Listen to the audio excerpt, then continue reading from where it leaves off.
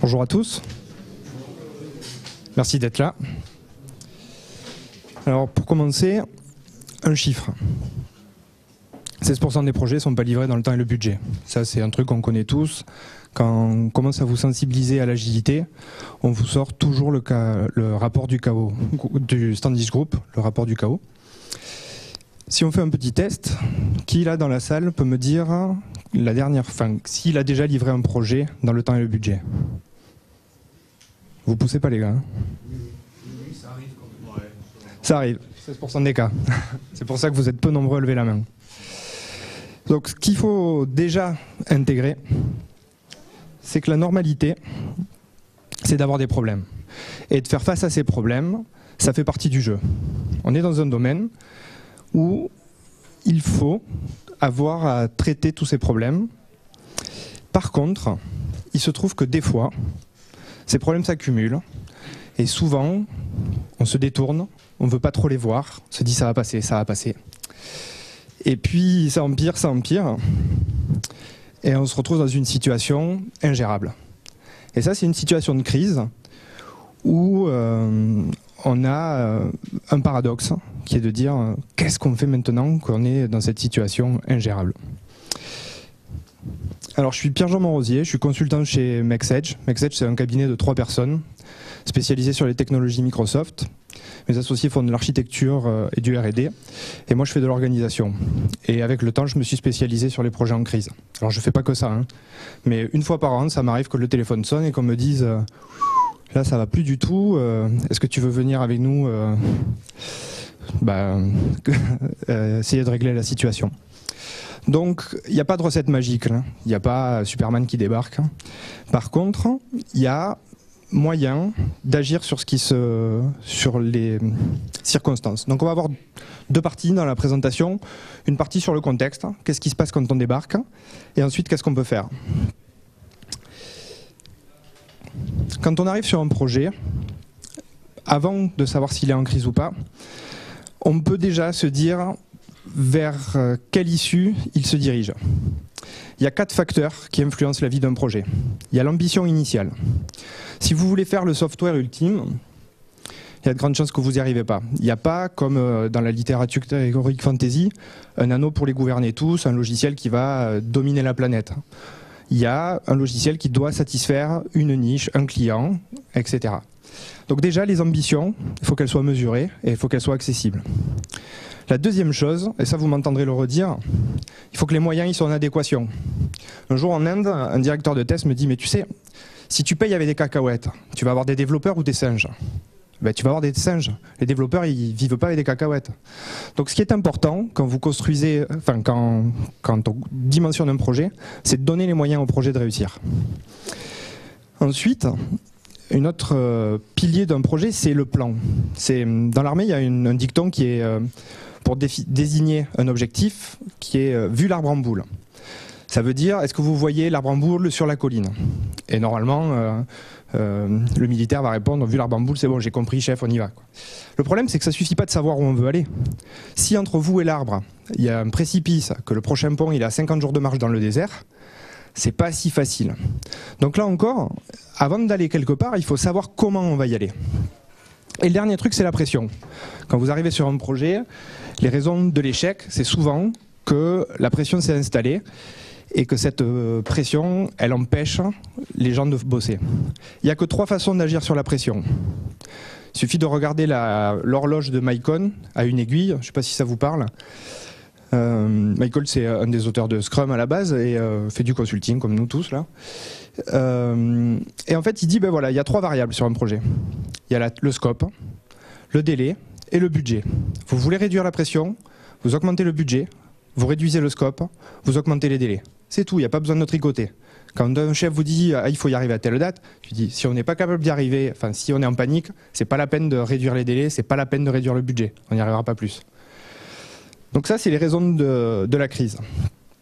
Quand vous arrivez dans une équipe, le premier jour, vous poussez la porte et vous êtes face à des gens qui sont démotivés, déprimés, stressés, c'est l'enfer techniquement. Et toute toutes ces mauvaises ondes, elles vont empêcher que le projet réussisse. Moi j'ai un souvenir en 2008, j'arrive à Paris sur un projet avec un très très gros contentieux où les avocats se parlaient. Et c'était un plateau sécurisé, donc obligé de taper des codes à l'entrée, aucune connexion web à part un seul poste dans la salle. Je vais sur ce poste et je regarde l'historique de navigation. Tout le monde était sur Monster. Le seul truc que les gens regardaient tous les jours, c'était comment ils allaient se barrer du projet. Vous ne pouvez pas réussir un projet si vous voulez si votre équipe elle n'a pas envie d'y aller, quoi. Alors on va faire un petit peu de récitation. C'est quoi les valeurs agiles? Bon, c'est la fin de la journée, vous les connaissez. Moi je les reformule en fait. Je les reformule parce que on va s'y retrouver. Hein. Ce qui est important, c'est qu'au sein d'une équipe, ces valeurs elles existent. La première des choses, c'est la vérité.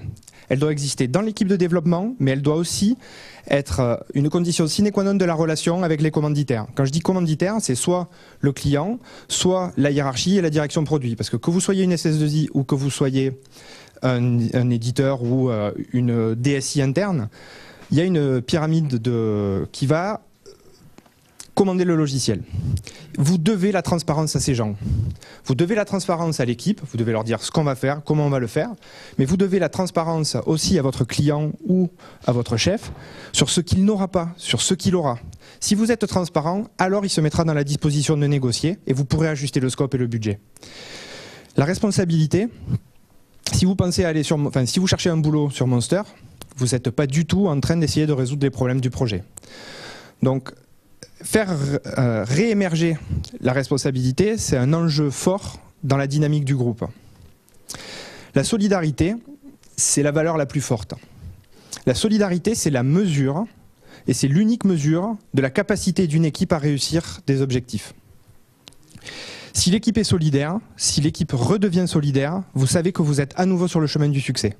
Parce que vous avez à nouveau un groupe en face de vous. L'adaptabilité, c'est accepter le changement et intégrer des technologies nouvelles. Si vous avez ces 4 valeurs dans votre équipe, alors vous pouvez la laisser se gérer et ils arriveront très bien à réagir en fonction des circonstances. Donc, quand vous voulez gérer un projet en crise, vous devez faire émerger ces valeurs au sein du groupe. Et donc, pour ça, vous allez agir sur les hommes pour que ces valeurs reviennent. Et à ce moment-là, vous pourrez prétendre à sortir du tunnel et à éteindre les flammes, etc. Donc ce qu'on va discuter maintenant, c'est quels sont, à travers toute la trousse à outils agile, parce que comme vous avez pu le voir, il y a des dizaines de jeux, il y a des grands domaines, le Lean, le Scrum, Kanban, etc. Qu'est-ce qu'on peut faire pour justement agir sur le groupe, agir sur son client, agir sur son chef, pour faire réémerger ses valeurs et pouvoir envisager le succès. La première chose, quand vous arrivez dans une situation où il y a des flammes, il faut arrêter de pomper. Donc ça vient du Lean, stop the line. Première chose, vous dites aux gars, vous allumez pas vos PC ce matin, ça sert à rien. D'accord, pause. Vous arrêtez, allez fumer une clope, le temps qu'on recommence. Dans un moment, on va discuter, on va travailler ensemble, mais arrêtez tout ce que vous faites. Ça sert à rien. On va se mettre dans des circonstances nouvelles et on va essayer de créer un nouveau paradigme. Donc pour ça, inutile de continuer à faire ce que vous étiez en train de faire. La deuxième chose, en tout premier lieu, ça consiste à dire, des fois, quand vous reprenez un projet, on vous propose de changer l'équipe. Surtout pas, malheureux. Surtout pas. Là, vous avez une équipe qui a été rossée, qui a été maltraitée, qui est peut-être même pas compétente, mais qui a tellement galéré pour arriver dans cette situation qu'elle a une qualité inouïe. Elle a l'expérience du projet. Elle sait où est la doc, elle sait qu'est-ce qui a déjà été négocié avec le client sur telle fonctionnalité, tel jour. Ils savent tous les vices cachés du logiciel, c'est-à-dire que ce que il vous faudra 3 mois à trouver, eux ils les ont déjà codés, et donc si vous les renvoyez et que vous repassez derrière eux, il va vous falloir un moment pour les trouver, alors qu'ils sont sous la main. Ils disent, ah oui, mais au fait, à l'époque on avait fait ça. Ah ok, merci beaucoup, c'est super. Maintenant qu'on le sait, on voit les choses sur lesquelles on va agir. Donc surtout, conservez l'équipe et dites-lui d'arrêter de bosser pendant un moment, quoi. Alors, pour reprendre un projet en crise, si on garde la même équipe, s'ils n'y sont pas arrivés une première fois, même si on a un peu de chance, on va pouvoir redémarrer, mais il va falloir quand même injecter du sang neuf. Donc, pour injecter du sang neuf, c'est rarement un besoin fonctionnel. C'est rarement un problème de compréhension du métier, ça arrive, mais ça c'est assez facile à résoudre. Souvent, quand on est dans une situation désespérée, la techno n'a pas suivi, l'architecture qui a été ciblée n'a pas l'envergure nécessaire et surtout, elle n'est pas au service de celui qui développe le métier. Donc l'idée c'est de faire un renfort pendant quelques sprints, 2 ou 3, parce qu'en général le budget est quand même réduit, donc de venir avec 2-3 seniors qui sont rompus aux bonnes pratiques, qui savent ce que sont des architectures éprouvées avec des modèles vue contrôleurs, avec en tous les cas qui connaissent le NDR, qui connaissent un corpus de produits qui vont pouvoir être mobilisés dans la situation. Cette équipe, elle va avoir une seule finalité, être au support de l'équipe fonctionnelle. L'autre chose que vous allez devoir mobiliser, et ça vient de Scrum. Le rôle d'un Scrum Master, c'est d'isoler son équipe, c'est de la mettre dans les meilleures conditions pour réussir. Quand vous arrivez dans un projet en crise, il y a 10 donneurs d'ordre qui se sont improvisés. Ils se sont improvisés parce qu'eux aussi ils ont la pression et ils se disent qu'en aboyant au cul du développeur, il va marcher plus vite. Donc si vous êtes en SS2I, c'est des commerciaux qui appellent pour les vendre, pour savoir s'ils ne peuvent pas essayer de développer ça, parce que si ça c'est dans la prochaine release, c'est bon, le projet, le client sera calmé. Ou alors c'est des chefs à plumes qui débarquent d'on ne sait où, qui se mettent à brailler et puis qui repartent en espérant que le coup de gueule, ça vaut Berlusconi sur le terrain du Milan AC, quoi. Bon, tout le monde n'est pas Berlusconi. Donc, surtout isolez votre équipe. L'important, c'est d'éviter tout autre parasitage. Donc pour ça, ça peut arriver de faire décrocher les téléphones, de faire rerouter des emails sur une seule personne, vous. Pour ça, de l'autre côté, donc voilà, j'ai expliqué, il y a le chef à plume, tout ça. Ensuite, il va falloir prendre la mesure du problème. Pour prendre la mesure du problème, vous avez 3 à 5 jours pour réagir, pour donner un diagnostic. C'est évident que vous n'allez pas vous taper les 800 000 lignes de code qui ont été produits sur les 12 derniers mois. C'est évident que vous n'allez pas lire toute la doc parce que c'est pas faisable. Et en plus, elle est rarement à jour. L'architecture qui a été décrite, c'est pas celle qui a été employée. Donc, il va vraiment falloir compter sur l'équipe. Donc ça, c'est la première chose. Ça, c'est un truc qui n'est pas dans les slides, mais vous n'êtes rien sans votre équipe. Donc, c'est une équipe de bras cassés que vous avez choisie. Maintenant, il faut compter sur elle. Et le meilleur moyen de compter sur elle, c'est de lui faire le boulot. Donc, vous m'entendrez souvent dire, quand je dis on, c'est vous. La première chose que je vais demander à mon équipe, après lui avoir dit stopper, aller fumer une clope, quand ils sont tous revenus, je vais me présenter, je vais dire blabla, bon je suis Pierre-Jean, on va travailler 50 jours ensemble, et si j'ai bien fait mon boulot, vous serez un peu plus confortable que maintenant. La première chose que je vais leur demander, c'est de me faire un backlog. Donc pour ça, je vais leur dire voilà, vous répartissez en 2-3 équipes, et pendant les prochains jours, vous allez passer en revue tout ce que vous avez déjà fait, les écrans, et vous allez me lister toutes les fonctionnalités dans un Excel unique. Déjà, eux, ça les occupe.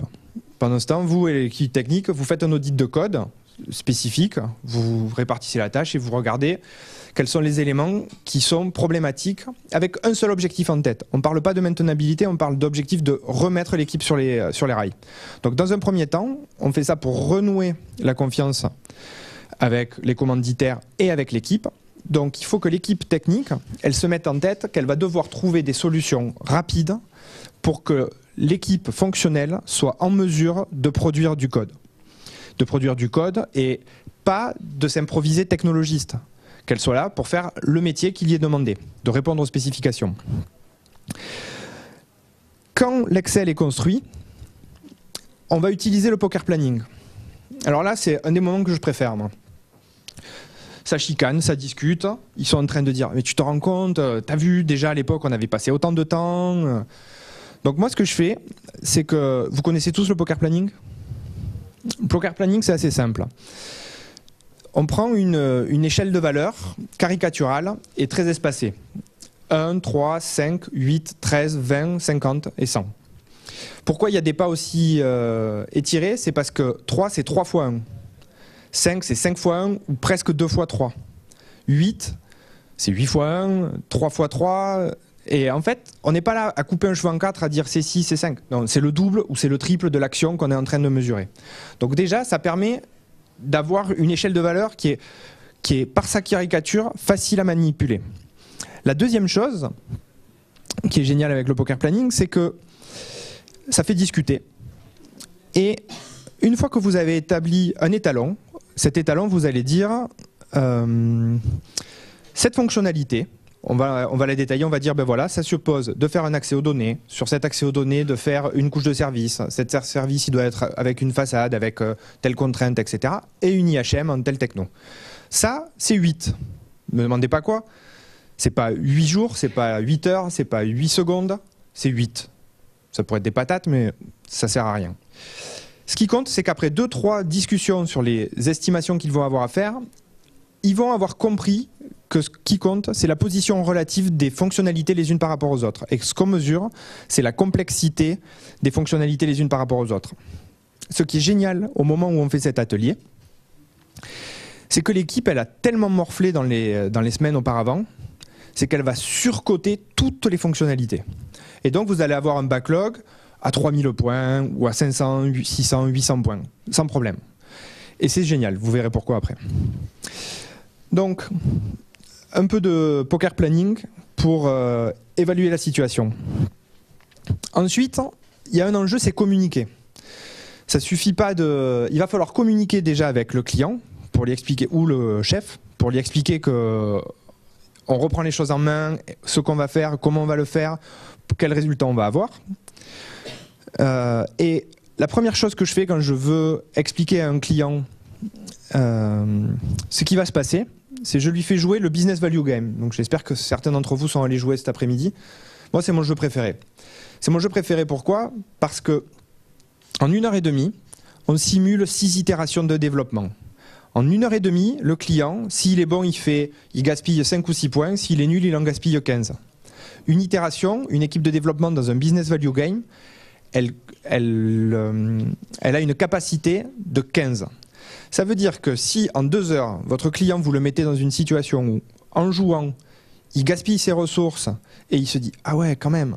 Et il se trouve que le jeu est tellement bien fait qu'en plus, il reprend des cas réels d'erreurs. C'est-à-dire que oui, il y a des changements dans les specs, oui, on ne lit pas les tests d'acceptance, et tous ces éléments sont dans le jeu. Donc en 2 heures, déjà, vous allez un peu attendrir votre client, parce qu'il va avoir intériorisé le jeu, pour toutes les raisons qui ont été présentées au keynote, mais en plus, il va se dire, ok, bon, c'est vrai que si en 2 heures, on peut faire des erreurs. Donc maintenant, et c'est l'intérêt du jeu, c'est de dire, on va mettre en place le pilotage par la valeur, pour que dans la reprise du projet, on soit en mesure d'optimiser l'enveloppe qui nous reste pour avoir un résultat satisfaisant. Il faut comprendre que la communication avec le client, elle est essentielle à la sortie de la crise. Parce que s'il n'assouplit pas les conditions de pression, ce que je disais au début, et c'est lui qui a ce volant-là, il n'y a que lui qui peut changer le scope, il n'y a que lui qui peut réduire ou augmenter le budget, il n'y a que lui qui peut changer les deadlines. Si vous ne pouvez pas négocier avec votre client, ça sera très très difficile de le satisfaire.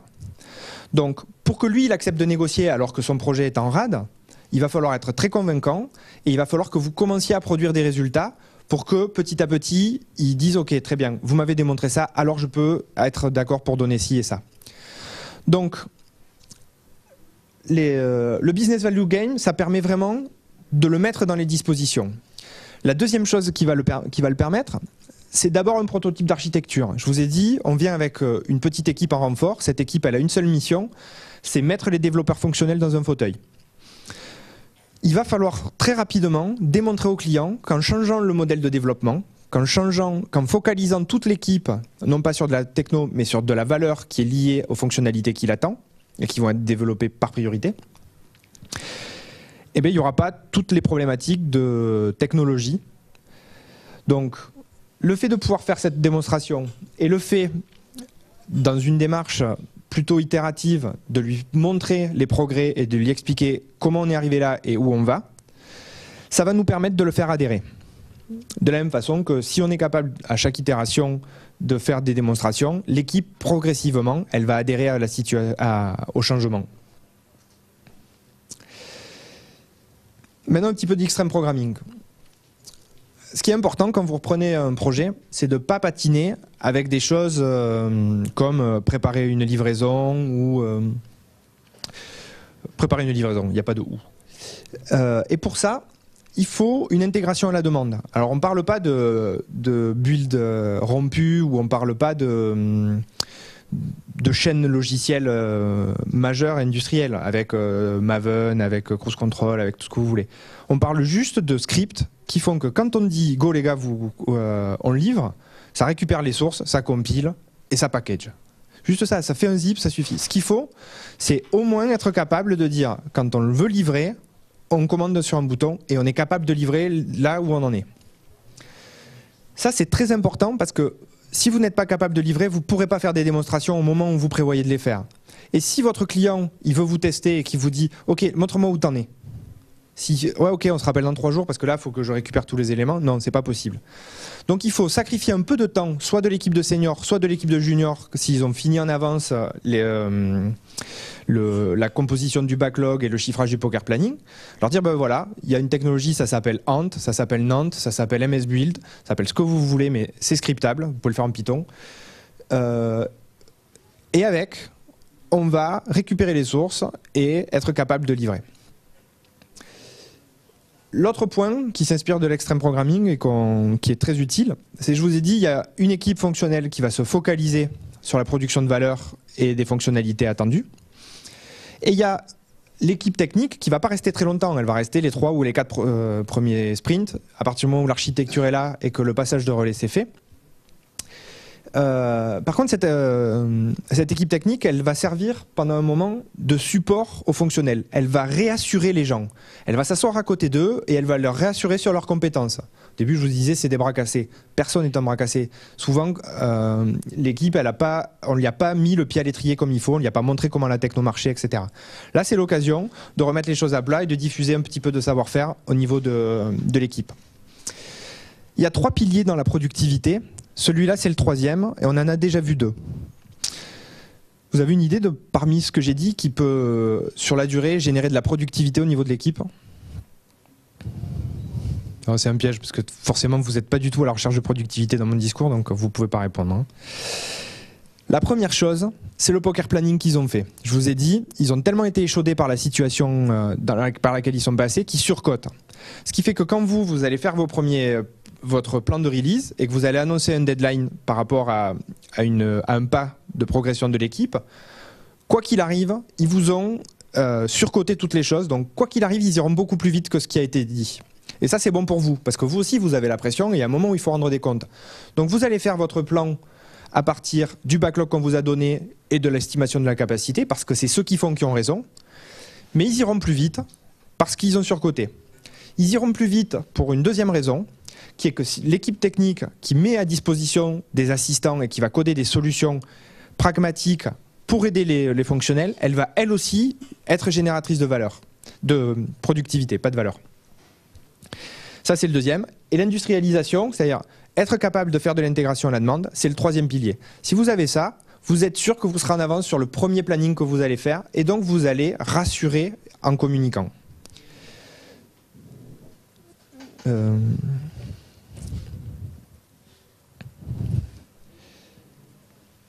Il y a un problème quand on travaille dans des équipes en crise, c'est la relation des gens entre eux. Parce que si c'est la crise, c'est qu'ils se sont déjà pas mal asticotés les uns les autres. Et du coup, il faut agir aussi pour que la relation entre eux se pacifie. Alors pour ça, moi j'utilise 3 des corps protocoles. Les corps protocoles, c'est un corpus de 10 choses faisables dans de la sociologie de groupe. C'est le couple McCarthy, Jim et Michel qui les ont formalisés. C'est des anciens de Microsoft de l'équipe Visual C++ et ils ont mis en mots des choses qui parfois paraissent être du bon sens. Moi, ce que je retiens des corps protocoles et qui m'est utile quand j'interviens dans une équipe empêtrée, la première chose, c'est passe. Vous avez le droit de ne pas assister à une réunion. vous avez le droit, surtout quand c'est la crise, souvent il y a plein de réunions qui se démultiplient pour gérer les choses. Et donc il y a un moment, il faut responsabiliser les gens et leur dire, voilà, vous pouvez ne pas assister à une réunion. Si vous n'assistez pas à la réunion, c'est que vous avez mieux à faire pour le projet, d'une part. Et une des raisons pour lesquelles vous n'avez pas besoin d'assister à la réunion, c'est que vous n'êtes pas décideur ou que vous n'êtes pas expert. Si on n'attend pas que vous ouvriez la bouche pour expliquer le fond d'un problème, vous n'êtes pas obligé d'y aller. Il y a quelqu'un qui fera un compte rendu, vous pouvez tout à fait lire le compte rendu en diagonale. Ou même pas, vous le faire raconter à la pause. Donc le pass, il est hyper important. Comprendre qu'on a un travail et qu'on n'est pas obligé d'aller faire des choses si ce n'est pas dans le focus de notre travail. La deuxième chose, c'est décider. Quand les participants d'un projet ont connu des contentieux, il peut y avoir plusieurs clans, etc. Et donc il va falloir arriver à des consensus. Scrum, le daily meeting, il y a tout un tas de choses dans la vie quotidienne de Scrum qui participent à l'élaboration du consensus. Mais il y a un moment où il faut que les gens parlent, crachent leur valda et à partir du moment où au moins les choses sont dites, on va pouvoir discuter. Donc décider, c'est simplement dire, je me lève, je propose un vote et je dis j'aimerais bien que Pierre-Jean aille chercher de l'eau pour tout le monde. Vous avez 3 possibilités de réponse dans l'équipe. Vous pouvez dire, ouais, c'est génial, on est tous avec toi et on va même t'accompagner pour qu'on ait assez d'eau pour tout le monde. Vous pouvez dire, je te supporte, vas-y, je ne vais pas t'aider maintenant, mais s'il y a besoin, je suis là. Ou alors vous pouvez dire, c'est une très mauvaise idée, il faut que tu finisses ta presse. Par contre, je veux bien t'accompagner après la session. Ça veut dire que vous pouvez ne pas être d'accord, à la condition expresse que vous exprimiez qu'est-ce qui ferait que vous soyez d'accord. Et bien ça, dans la vie d'un groupe, c'est génial. Parce qu'au début, il y a beaucoup de choses qui sortent, mais quand vous êtes obligé de vous mettre dans la peau de celui qui concilie, ben vous réfléchissez 2 fois avant de dire non. Parce que si vous n'êtes pas capable de proposer mieux, on est d'accord pour dire que dans la situation où on est, c'est ça qu'il faudra faire. Le dernier point, et ça c'est aussi quelque chose où il faut rassurer les gens, parce que souvent dans la crise, comme ils ont douté d'eux et des problèmes par rapport aux problèmes qu'ils ont rencontrés, on a le droit de demander de l'aide. Donc les seniors, ils sont là pour ça.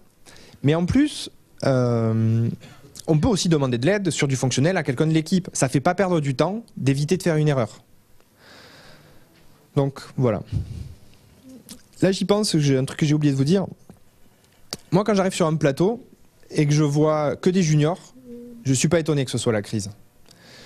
Quand je vois qu'un ou 2 seniors, je ne suis pas étonné que ce soit la crise. Un bon ratio pour qu'un projet marche, c'est 4 seniors pour un junior.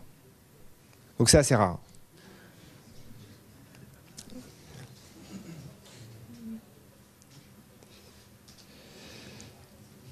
Quand vous débarquez quelque part, vous êtes l'étranger. Et moi, ça fait partie de mon rôle et de mon personnage. Quand je débarque quelque part, je joue à outrance l'étranger, le cow-boy. Pourquoi? Parce qu'il y a de l'animosité entre eux, il y a tout un contentieux. Mais à partir du moment où il y a un personnage étranger dans une équipe, il va attirer l'attention et ils vont faire corps. Et en plus, j'en rajoute. J'arrive avec 2 règles. Je dis, les gars, maintenant on recommence à produire. Le premier qui part sans archiver, demain il me ramène une bouteille de whisky. Le premier qui part, qui archive, mais ça compile pas, il me ramène aussi une bouteille de whisky. Au début, c'est génial, parce qu'ils me ramènent tous des bouteilles de whisky. Pourquoi? Parce qu'ils ne sont pas solidaires. Donc, un tel, il n'a pas fait ça. Ouais, vas-y. Je prends de la vodka, de la tequila, je prends tout. Tant que c'est de l'alcool fort et que ça coûte plus de 20 €. Et je les collectionne en plus. Donc, visuellement, j'ai toutes mes bouteilles dans le bureau. Qu'est-ce que ça permet de faire? Ça permet de faire que dans la phase 1, ils apprennent les uns contre les autres l'intérêt de ces 2 règles. Dans la phase 2, quand ils ont en général, ils ont payé 1 à 2 bouteilles chacun. Ils commencent à dire Arnaud, t'en vas pas, oublie pas d'archiver là, parce que sinon tu vas payer une bouteille. Donc ça c'est important. L'autre truc, c'est quand je vous disais je fais un personnage, c'est que j'ai des phrases toutes faites.